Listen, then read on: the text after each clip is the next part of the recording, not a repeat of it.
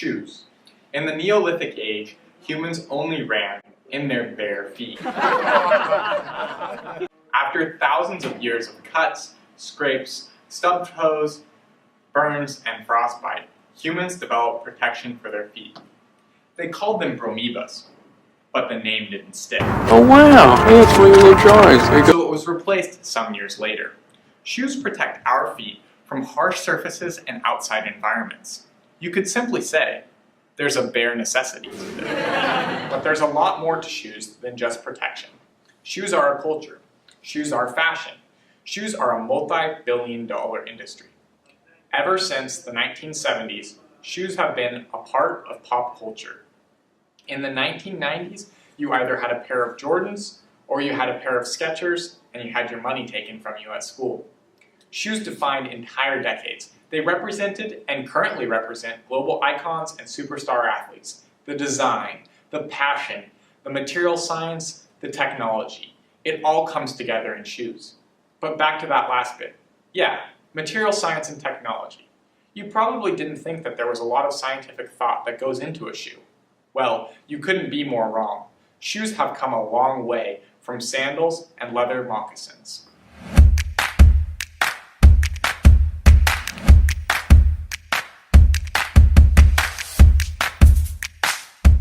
But let's skip the boring stuff.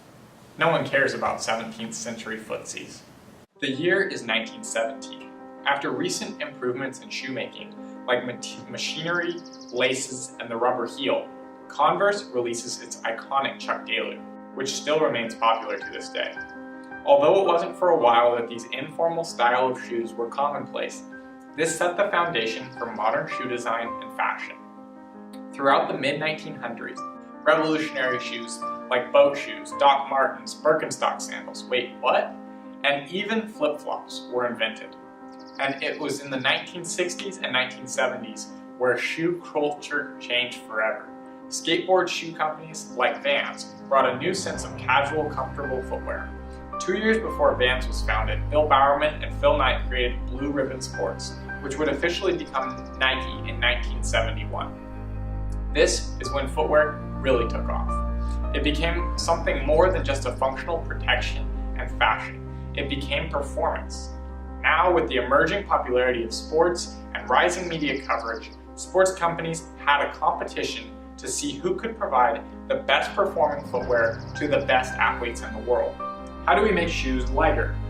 How do we change that stitch pattern? How can we make the shoe more flexible here and more rigid there? What tread pattern is the best? What design offers the best ankle support? All of these questions propelled the sporting industry. And as with a lot of technology, this shoe science trickled down to casual footwear. Pretty soon, these sportswear companies were making shoes that were functional and fashionable, but all while enhancing performance and offering optimal support through next-generation material science. The waffle sole is one of the most famous parables in American innovation. The story of Bowerman and his waffle iron has grown to become a modern version of Edison in his laboratory or Franklin flying his key-adorned kite in a thunderstorm. What Bill Bowerman created in his waffle iron was a new type of shoe. A shoe with traction, an early version of thermoforming a rubber material. Just as Ben Franklin's discovery and Edison's discoveries were revolutionary at the time, the Frankenstein shoe that came from the waffle iron was just as important to the shoe industry and the material science of footwear. Or take the Nike Tailwind, another one of the innovative breakthroughs in the 20th century that relied upon material scientists to create new products and new materials for footwear. Invented by the NASA engineer, the Tailwind was the first shoe to ever have Nike Air cushioning in it. This relied on several years of research into different plastics and materials that would be strong enough to act as a pressure vessel that provided sufficient cushioning but was still light enough for athletes to run marathons. While still kept entirely confidential to this day, it is rumored that material scientists use long-chain chlorofluorocarbons to keep the bags inflated over long-term use. The idea of the shoe was to reduce the weight of the shoe without reducing performance, and in order to do so, it required some of the most brilliant material scientists in the world. Innovations such as these created competition in the performance shoe market. This led to companies hiring more in-house engineers, material scientists, and creatives with the goal of creating innovation that sells. Today, we see the results of such efforts through a renaissance in shoe technology. To talk about these technologies, I'm proud to introduce the experts.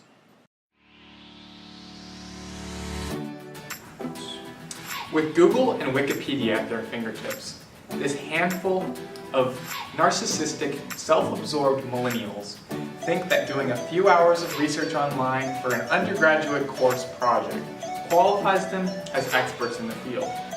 Unfortunately, all of the world's foremost leaders in material science research decline comment during this video, so we're stuck with these three. Hi, my name is Ben Lowe, and I'm an expert in auxetic foam and melting point of steel beams. Hi, my name is Alec Westbrook, and I'm an expert in innovative footwear design and jet fuel analytics. Hi, my name is Evan Legler, and I am an expert in high-tech footwear. I have a BS in BS and a PhD in mad sorcery.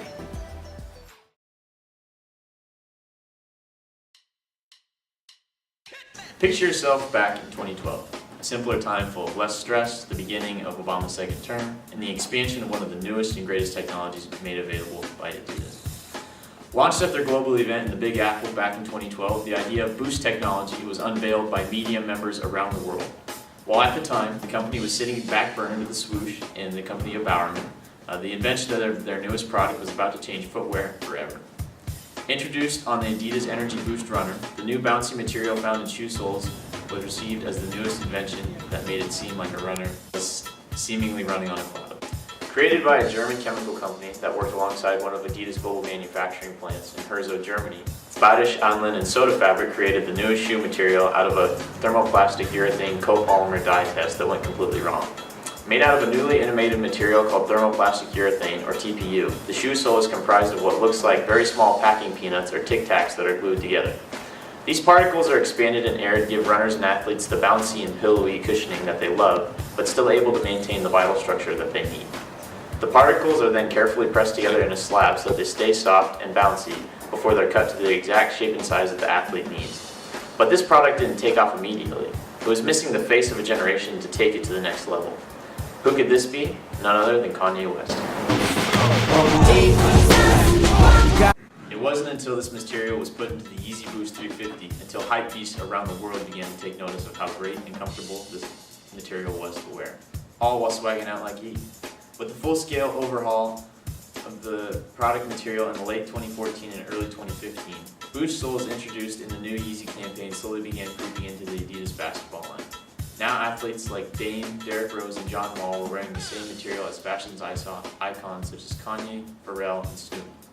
The world was losing their damn minds and no one was mad about it. This product has eventually made its way into running and training gear and is now most commonly known for the key model of the Adidas Ultra Boost that is worn by people all around the world today. This material pushes the boundary on how soft shoe materials can be made. Common shoe polymers have to be able to maintain the structure and rigidity that a shoe sole needs to have, while being able to protect against lateral shears and quick cuts on concrete, the field, or the court. What was next for the innovations in the shoe material industry? Like I said, I have no idea, so let's see what Ben's got. So what is an auxetic material? An auxetic material is a type of metamaterial, which is basically a man-made material whose mechanical properties aren't available in nature. Auxetic materials' special mechanical properties have to do with Poisson's ratio, or the ratio of the decrease in lateral width versus the increase in the actual length. Most all materials have a positive ratio, meaning that the cross-sectional area decreases as the material gets pulled apart in tension. Auxetic materials, however, exhibit a negative Poisson's ratio. The material cross-section actually gets bigger as it's pulled apart. How does this work? The best way to understand auxetics is by thinking about hinge movements. Most auxetic structures on the micro or macro level work like a box with hinges on two of the sides, and by pulling the box apart from the flat sides, the hinges swing outwards, thus expanding the material's lateral length. These structures can be produced on the macroscopic level by transforming existing polymers or other materials and manipulating them into the desired mechanical properties. Or they can be produced microscopically by stitching each molecule together one by one into the proper structure. Auxetic materials can be classified into a few categories. Currently, auxetics exist as auxetic foams, auxetic fibers, and auxetic geometries. Their necessity for a low-density structure limits them to these low-density materials like foams and fibers. Auxetic foams exhibit desirable mechanical properties like high shear stiffness, fracture toughness, and resistance to denting. Auxetic fibers exhibit a high tensile strength to weight ratio. Auxetic geometries aren't necessarily auxetic materials, but display auxetic characteristics due to their structure and have certain benefits depending on the application. The applications are widespread, growing as further research is carried out. Current applications include biomedical and filtration applications, composite materials, protective clothing, ropes and cords, fabrics, and seals. What about sports footwear? The first to come to mind are the Nike Free, released in 2016 with an auxetic midsole. The auxetic geometry of the midsole is supposed to expand the sole laterally as the sole is stretched during a stride, providing greater sole flexibility and a more adaptable shoe for the athlete. Beyond auxetic geometries in shoes, the enhanced research in auxetic foam opens a world of applications in foot soles and other sporting applications like helmets and padding. On impact, auxetic foam increases in density not due to compression, but due to its own structural changes. This creates high resistance to deformation during compression and a much reduced peak impact force. This could potentially lead to the future of groundbreaking footwear.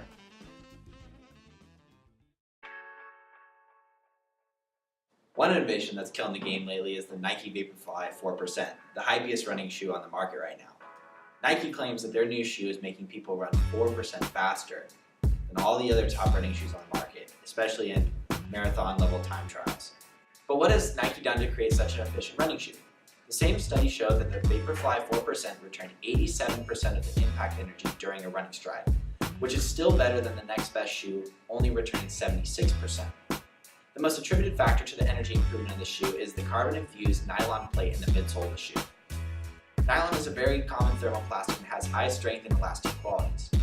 Due to the construction of the shoe, the theory is that the metatarsal bones in the foot, which normally act as a biomechanical lever for the leg, are assisted by the nylon plate.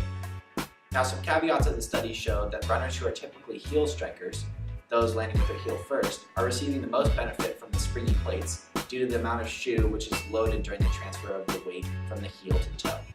However, midfoot and forefoot runners are not seeing as much benefit, since less of the nylon plate is being used to leverage the energy from the strike into the forward propulsion. Other traditional shoes are not using as large or as rigid plates in their shoes, so some experts are advocating for the removal of the shoe from competition. This is a controversial topic because modern sprinting spikes and sport cleats already have thermoplastic formed sole plates in them. So what's really the difference? The industry will need to decide that, but it seems like sports would want to encourage the usage of the more advanced technology so long as regulations were enforced. In the future, we should be seeing more innovation in materials being used in running plates as sports science searches for more ways to create more efficient running shoes. In terms of what some of the newest developments look like in the near future, we see materials changing by the company constantly. Last April, Adidas released their newest product that they believe will change the current era of innovative shoe materials. Their newest creation, the Futurecraft 4D, is the first running shoe that is completely 3D printed with polyurethane and a lattice-structured shoe sole. It uses new printing technology called digital light synthesis, which involves a light projector, an oxygen membrane, and a flowing liquid resin that hardens as it passes over the oxygen membrane into a projected cross-section of the design. Creating a shoe that is approximately 40% the normal weight of other running shoes, this new development allows for the same needed rigidity to support athletes, while still delivering innovative cushioning. While these shoes are still in concept, they are the first in paving the way for what the industry may look like in the future. Through the creation of this technology, we are constantly marching forward into the future that allows people and athletes alike to walk into a store, get a scan of the pressure points on their feet, and walk out with a fresh pair of 3D printed shoes. Materials are deeply embedded in sports, and what's interesting about the sporting industry is, like sports itself, a competition. Research into new materials, manufacturing, and design help companies come up with the next revolutionary product. In this multi-billion-dollar industry, auxetic foams, carbon-infused plates, and 3D lattice soles are looking to transform sportswear into a new age. And engineers at the top companies in the world know that understanding how these materials work, how they perform, and how they can be easily manufactured is a key to winning the race. No one has ever done that! No one has ever done that! Bush, knock down Twin Towers. Bush, knock down Twin Towers. Wake up, sheeple, wake up, sheeple, wake up, sheeple, wake up, sheeple. Osama bin Laden had nothing to do with 9/11. Jet fuel, can no still. Beans, jet fuel, can no still. Beans, jet fuel, can no still. Beans, Bush, knock down Twin Towers. Jet fuel, can no still. Beans, jet fuel, can no still. Beans, jet fuel. Can melt still. Beams, nice, nice,